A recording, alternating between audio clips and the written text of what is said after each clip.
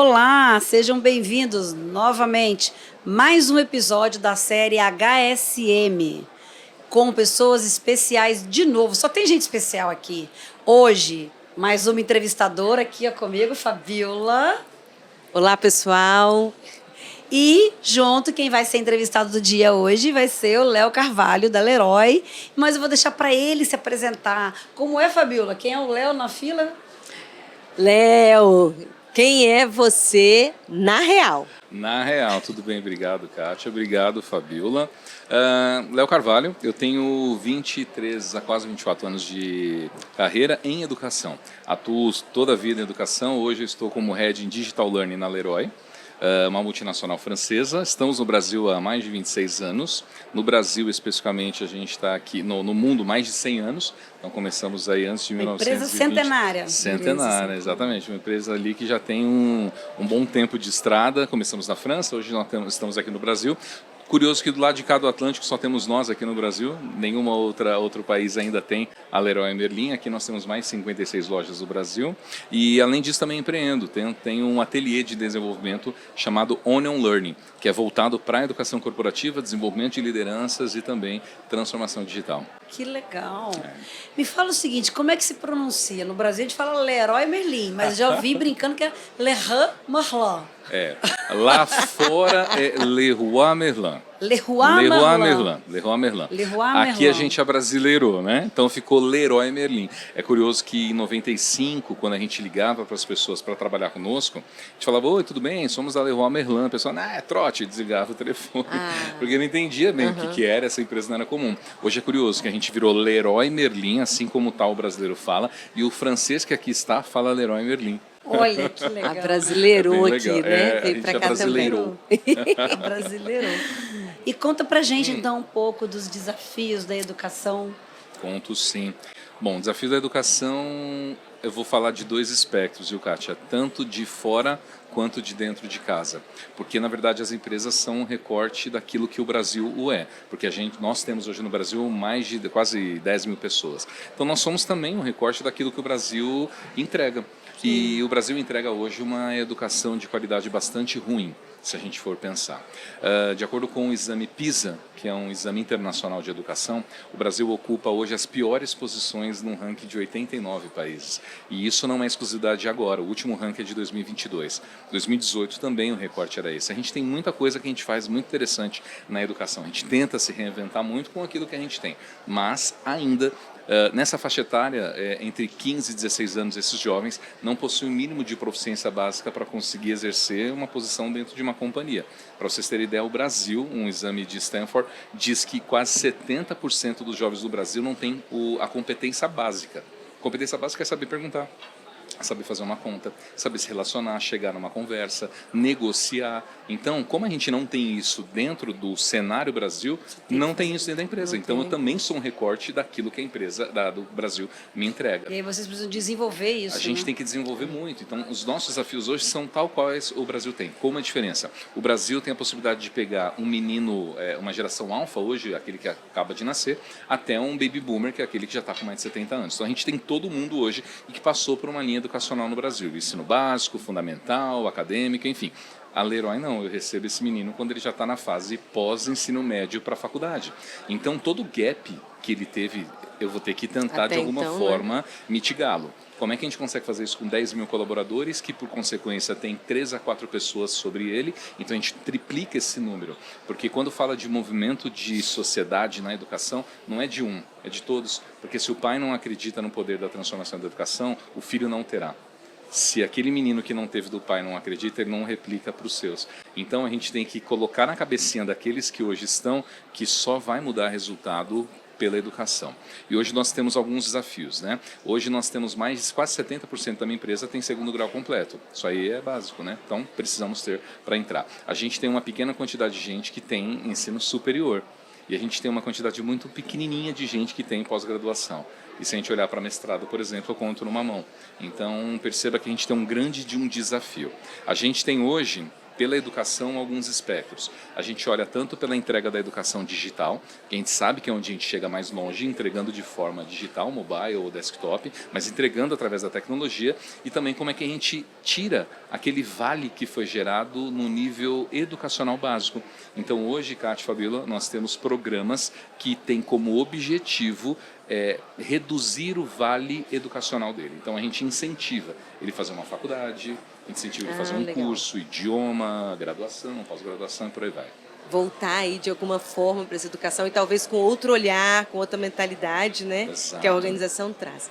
Dado esse cenário aí, né, que como você falou muito bem, é brasileiro, é da sociedade, como é que foi a jornada de implantação? Como é que foi assim o start de educação corporativa lá no Leroy? Perfeito. A gente ouve muito falar de transformação digital, está muito em voga nos últimos 10 anos, mas a gente fala de transformação. Eu lembro que eu, quando fiz faculdade, me formei em 2005. A gente falava de redesign, nem usa mais esse termo, né? Mas a gente fala de reengenharia, essas coisas todas, que é uma mudança, uma transformação de mindset. De mental, E eu né? sempre brinco, Cátia e Fabíola, que a transformação da Leroy começou no Brasil há 26 anos, que é o tempo que ela existe. No mundo começou há 100 anos, e toda empresa, não é aquele momento que ela diz vamos transformar, ela já vem sendo transformada na hora que ela nasce. Então, e quando a gente diz assim, vamos agora começar a transformar, o ser humano trabalha com uma questão neuronal, que se eu digo para você que a gente começa agora, todo o restante você ignora. Então é importante que você entenda que agora é mais uma fase de tudo aquilo que a gente fez. Então a gente começa essa jornada há 26 anos, porém, a Universidade Corporativa a gente implanta em 2016 aproximadamente. Então a gente está indo agora, daqui a pouco, com 10 anos de Universidade Corporativa. Saímos de um centro de treinamento, que é um centro de T&D clássico, que tem como objetivo principal, quase tira pedido. Então eu recebo a demanda, sou muito corretivo. A educação corporativa tem um objetivo de você se antecipar e ser preditivo. Então a gente se antecipa olhando para as macro competências que a companhia precisa, olha esses cenários, o que o mundo está desejando sobre competências e faço programas para que eu entregue constantemente, não em uma oportunidade, mas sempre. Os principais desafios disso tudo é que as pessoas entendam que a transformação acontece por meio delas e não por meio de um celular, de uma tecnologia. Então a gente insiste em dizer que a tecnologia é meio e não fim. Então tudo que a gente faz é para dizer, cara, você menino, você menina, é o mais importante nesse processo de transformação. A gente ainda tem alguns vieses que a gente tenta quebrá-los ao longo dos dias, meses e anos, e é normal que isso aconteça porque toda grande empresa acontece isso. A gente tem um turnover em varejo, como vocês devem saber, que ele é considerável. A gente tira muita gente, coloca muita gente. Como é que quem chega, chega jogando, como é que quem sai, sai feliz. Basicamente é isso que a gente precisa trazer. E aí eu ia te fazer uma outra pergunta desse viés. Como você, no meio desse caminho, administra essa mudança de choque cultural, né? Sim. Porque, assim, acho que tem essa educação, aquela que você pode usar com incentivos, você Sim. vai usar, que ele vai consumir essa complementariedade de educação fora, mas tem uma educação comportamental, que são suas crenças, os valores, e que você muitas vezes vai precisar também contribuir para essa educação. E, ao mesmo tempo, uma cultura, né, de quando chega o choque cultural dos executivos, dos donos, fundadores, eu nem sei como é que está hoje a estrutura, mas de que, como assim, aqui na França a gente não precisa disso, a gente tem que investir nisso aí. Sim. Ou eu falo isso porque a gente tem alguns clientes de fora, né? Espanha, Itália, quando a gente traz e discute algumas coisas assim, mas isso precisa? Muito comum. Isso é meio que óbvio lá, isso, a gente não precisa se preocupar com isso, aqui tem que se preocupar com Pois isso. é, aqui para você ter ideia, uma pessoa nossa do time recentemente esteve numa visita na Espanha, na Leroy Merlin da Espanha. E chegando numa loja comum, como aqui no Brasil, o vendedor perguntou para ela assim, você quer ser atendida em qual idioma? Porque eu vi que você não é da Espanha. Você quer ser atendida em espanhol, em francês ou em inglês? Um vendedor de uma loja. No Brasil, dados do Brasil, nós temos apenas 20% das pessoas com proficiência em inglês.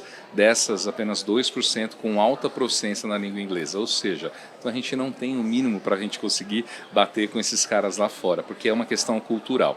Certa vez, Kátia, numa palestra, estava fazendo uma roda de conversa com reitores de universidades, e aí no meio da minha fala um reitor tomou a palavra, eu até achei meio estranho, ele começou a falar, Léo, desculpa, deixa eu atrapalhar você. Ok. Falou, quero te pedir desculpas. Aí ele falou, eu falei, por quê? Eu estava aqui na FECAP São Paulo. Ele falou, por quê? Ele falou, cara, quero pedir desculpas porque a gente na universidade não está entregando pessoas preparadas para vocês na empresa. E eu era o braço de representatividade das companhias privadas ali. E aí ficou aquele clima meio assim estranho, porque as pessoas...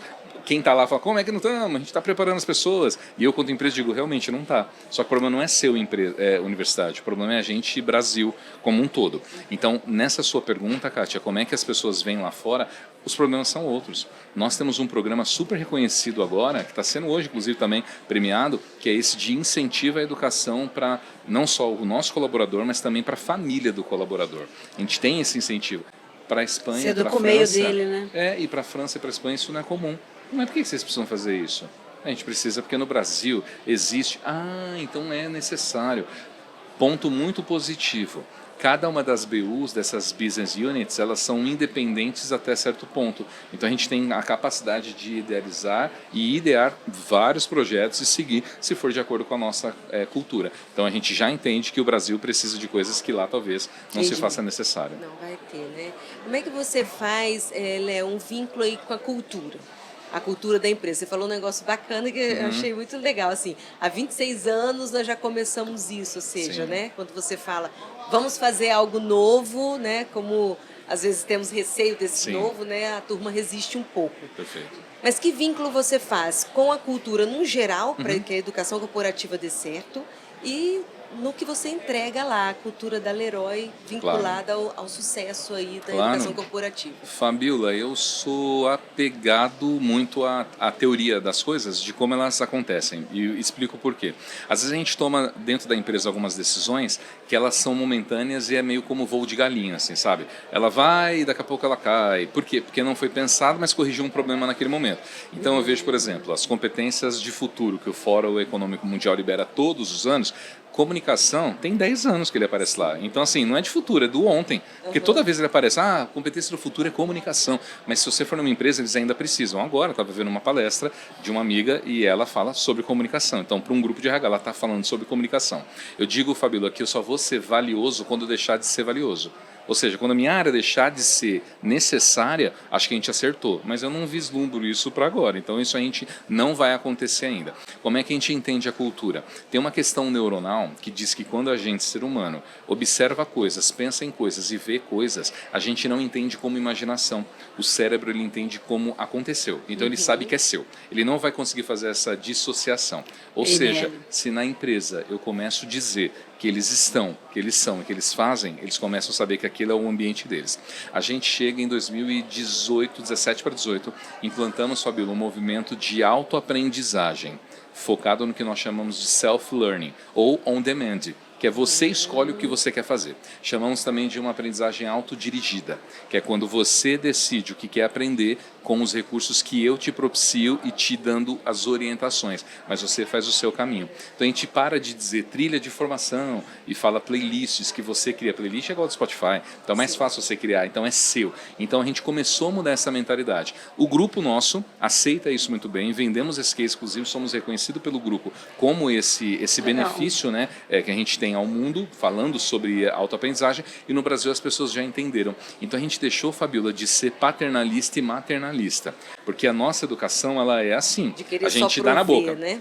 Dá na boca para passar de ano, dá na boca para a pessoa ser aprovado, passar, para ter proficiência, para cumprir coisas, cumprir grade, ou para cumprir um PDI. Não, eu fiz 10 cursos e a gente inverteu essa lógica. Então a gente hoje dá a possibilidade para que o colaborador aprenda aquilo que ele quer e deseje dentro daquelas necessidades que a gente tem como objetivo macro. Legal, muito bacana. Você teria, assim, alguma sugestão, alguma dica para quem está escutando, para quem está vendo a gente, assim, os principais pontos de atenção, né? Que quem está querendo construir aí essa jornada, quem está querendo, assim, de verdade levar a sério aí a educação corporativa, o que precisa, assim, prioriza isso, olhe como ponto de atenção e com muito carinho para essa coisa, que seria? Perfeito. Vou dar o meu olhar de usuário e também daquele que faz acontecer dentro da companhia, tá? Faça. É assim, só vai saber se deu certo ou errado fazendo. O tal do test learning aqui, ele de fato se solidifica. Uma outra coisa importante é tomar cuidado com o paradoxo da escolha. quanto muitas coisas a gente e as empresas pecam em oferecer muitas coisas. Se você for agora em qualquer stand que tem aqui no HSM, eles vão estar falando sobre, olha o tanto de coisas que eu faço, mas talvez não é o tanto de coisa, é a profundidade daquela coisa que você faz. Então escolha quais são as boas batalhas, porque o colaborador é um só. A minha área de RH é uma só que eu tenho 500 projetos e você é uma. Como é que você usufrui? Porque eu tenho uma só de RH, daí tem de finanças, tem de marketing, tem de merchandising, todo mundo tem um monte de coisa para fazer. Então, as dicas, uma é fazer, que acho que isso é o pressuposto de vida, e o outro é, tome cuidado com esse paradoxo da escolha, porque o excesso a quantidade excessiva de coisas acaba deixando a gente numa inércia. É bom para mostrar que a gente faz, mas é péssimo para a gente ter aterrizar e aprofundar certas coisas. Ainda mais quando a pessoa ainda não sabe direito, né? Você está falando de jovens, você deixar ele fazer a playlist dele, mas ao mesmo tempo orientar, ajudar. Isso. Ele se perde nisso. E a gente está falando também, Kátia, quando você fala dele não saber ainda, a gente pode usar, e aí falando do humano, que você falou da questão cultural, Fabiola, o ser humano tem 4 níveis de consciência, de competência. O primeiro deles é quando eu sou um incompetente inconsciente, quando eu nem sei que não sei. Então eu tenho um montão de pessoas na minha companhia que não sabem que não sabem. E aí qual que é meu grande objetivo? Fazer pelo menos que elas saibam. Só que esse momento não acontece quando ela está dentro da companhia, acontece antes. Porque ela está numa inércia fora, ela chega e aí eu trago ela do nível de incompetência inconsciente para o nível incompetente consciente. Ela sabe que ela não sabe um montão de coisa. E é esse momento maravilhoso, Kátia, porque ela tem uma epifania de descobrimento que ela fala, nem sabia que eu não sabia. Olha o tanto de coisa que eu estou vendo. Ela chega em casa com as apostilas, com os cursos, fala, mãe, pai, marido, esposa, olha o tanto de coisa que eu não sei. A gente causou nela um movimento de incômodo. Dali para frente, ela vai tornar-se uma competente consciente, que é quando ela sabe que sabe coisas, ela está estudando conscientemente. Com os anos, eu, vocês e qualquer um que faz muito tempo, viramos competentes inconscientes. Quando a gente faz sem nem pensar por quê. E aí também é um problema, porque quando eu faço muito sem saber por que faço, a chance de errar é muito fácil. Então a gente tem sempre que estar muito atento. E como é que nós ficamos atentos com isso, Fabiola? Observando os indicadores, observando o que ela está fazendo. A gente analisa o pipeline de liderança, pipeline de sucessão, a gente fala do nível de retenção, e as companhias falam de retenção, eu não gosto desse termo, eu falo de sedução, eu gosto de falar de sedução, porque eu acho mais gostoso falar sedução, porque eu preciso que você esteja seduzida para estar comigo, não é te reter, porque retenção é segurar, né? Não vai prender, embora daqui, né? Não, sedução eu sou encantador para você estar comigo, então esse é o nível que a gente precisa, olhando todos esses aspectos, olhando pela competência dele, quando ele está muito contente com a gente, ele continua, quando não, ele vai embora e está tudo bem. Quando você falou aí, você pontuou, o quanto que a educação corporativa está alinhada à estratégia, né? Porque assim, você está olhando dados de liderança, de avaliação de desempenho, de PDI, de sucessão, todos esses mapas trazem para você dados do quanto ou quão o projeto, a área está entregando ou tem por entregar. É isso aí. E isso é o mínimo, porque quando a gente observa a teoria base, né, de uma americana que desenvolve esse termo de educação corporativa na essência, chamada Jeanne Meister, ela cria uma estrutura que ela diz o seguinte, que a educação corporativa tem que ser um grande guarda-chuva estratégico para a companhia.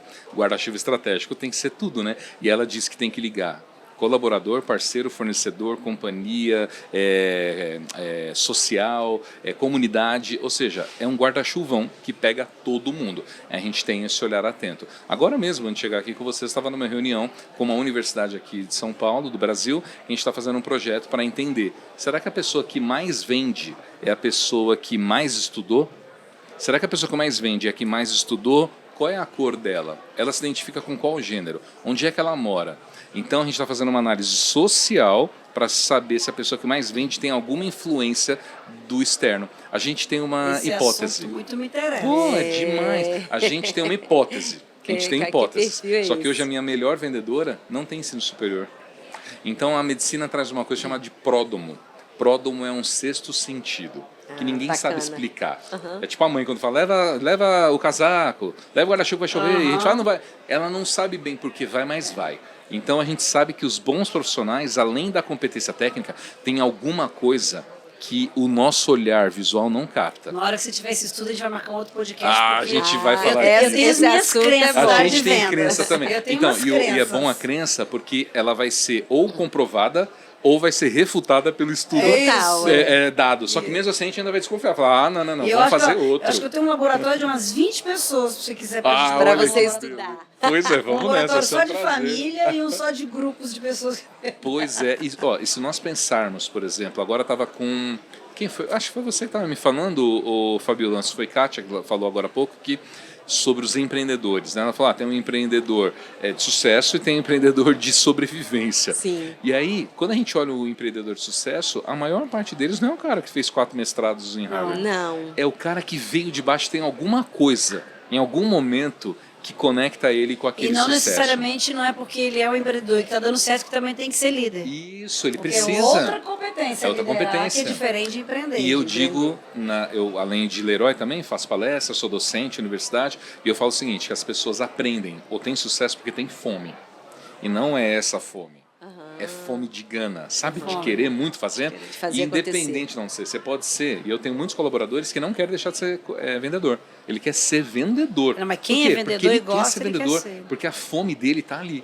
Entendeu? Então não adianta a gente dar um banquete para ele de administrativo. Não é o que Você ele não quer. quer. Ele quer vender. A fome dele ele mata ali, né? Está certíssimo. A gente está caminhando para o final. Fabiola, alguma pergunta que você queria ainda pontuar aqui? Acho bacana, você trouxe ali sobre a questão da liderança, né? Que vocês atuam lá com o Pipeline, dá uma olhada. Fala pra gente aí um pouquinho como é que é a importância, a atuação da liderança, né? Você trouxe antes, né? Não adianta a gente colocar, talvez, muita coisa para as pessoas. E penso que, em especial, para a liderança que já está com 1 trilhão de coisas, às vezes, para fazer, né? Qual é o papel da liderança nessa disseminação, nesse engajamento, nessa sedução Sim, que você claro. trouxe aí da educação corporativa? Liderança, Fabiola, é pressuposto básico de fazer acontecer. Para o meu time de base, eu posso perguntar, oi, o que você quer aprender? Para a minha liderança, eu não pergunto, você tem que aprender. Não faz sentido você não querer aprender. Existem estudos Faz que sentido mostram... você talvez não querer ficar no papel de liderança. Exato. Né? E aí tudo Isso. bem, tem um carreiramento Y, você pode querer ser um especialista.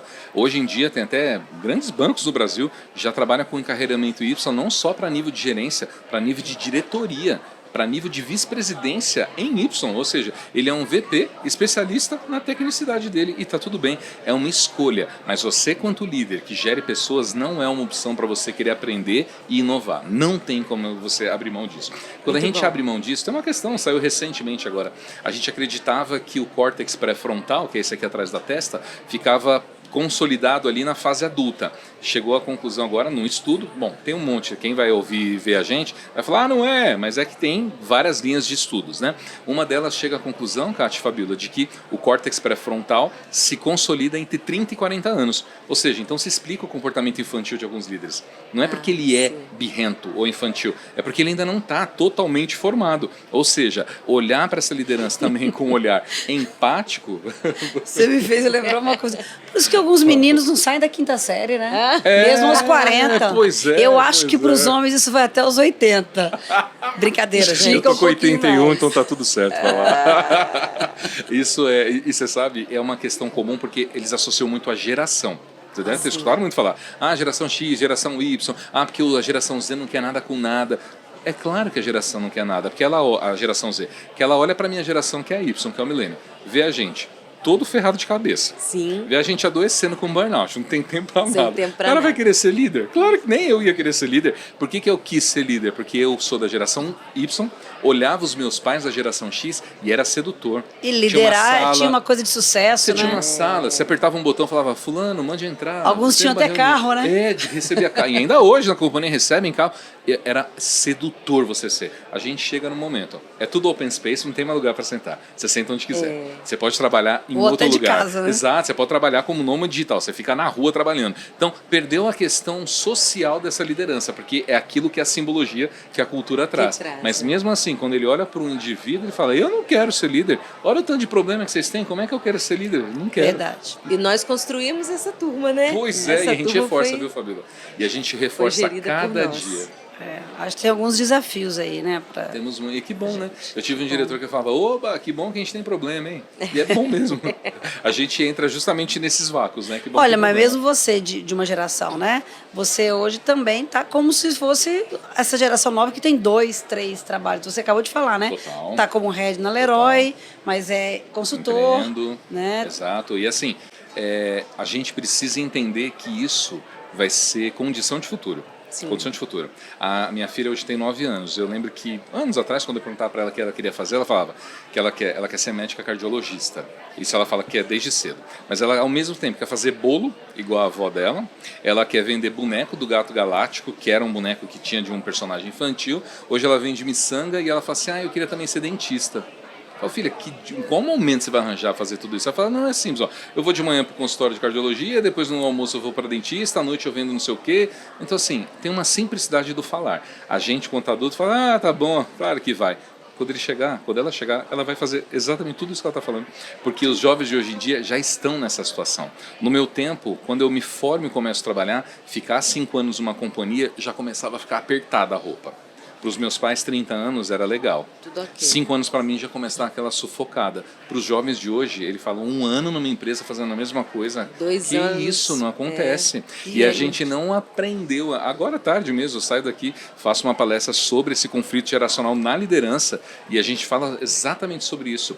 Como é que esses líderes se comportam entendendo que tem valia no mais velho, no mais novo, mais experiente, menos experiente. O problema é quando a gente tem esse olhar fechado, fica enviesado e acha que a valia vem só do cara que sabe demais porque é mais antigo. Isso é pura bobagem, né? E para quem está te ouvindo, a gente está encerrando. Qual seria a mensagem que você deixaria? Vamos lá. Bom, tem várias mensagens para a gente falar. Como a gente está falando da liderança por último aqui, líder, se você é líder, não deixa de tentar, pratica a benevolência, a integridade e a capacidade. Essa é uma tríade que forma a confiança. Seus meninos e meninas só vão acreditar em você, estar com você, se você praticar isso. No Brasil tem um número que mostra que mais de 80% dos colaboradores se desengajam porque faltam alguns 3 elementos nessa confiança. Esses elementos são confiança, falta de exemplo do líder que está em cima e principalmente o propósito de fazer. Ele não entende porque que ele aperta parafuso e o líder não fala para ele. Isso Entendeu? aí. E a gente estava no estudo no Hub de Gente, que é um instituto que a gente atua de apoio lá no Espírito Santo e teve um estudo trazendo muito isso, que não existe líder que engaja. Ninguém engaja ninguém. Mas existe o líder que desengaja. Isso é verdade. Com certeza. Por conta desses Isso é comportamentos, verdade. a falta de empatia, solidariedade, respeito, né? Então, o desengajamento acontece. E que responsa, né? Eu acho que talvez fique uma pergunta aqui também. O quanto que você que ocupa uma cadeira de líder quer, de fato, estar nessa cadeira e se está feliz, porque se não está, tem que rever. É isso. Eu uso muito uma expressão com os meus times e com a galera da empresa que é assim, não existe convite mal feito. Não existe gente pouco engajada, existe convite mal feito.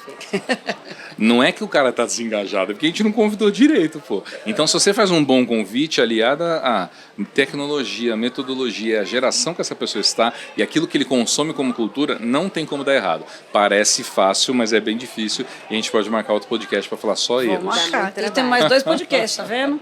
De vendas. Já geramos 2, eu só tô marcando aqui minha vez. Pessoal, muito obrigada. Até a próxima. Obrigada, Léo. Valeu, Kátia. Fabiola, agora você já estreou o primeiro, vai Já. tocar o próximo sozinho. O próximo é Olha aí, comigo. que delícia. Obrigada, Valeu. Léo. Um Obrigado, abraço. viu? Até Até mais, mais, pessoal. pessoal. Tchau, tchau. Tchau.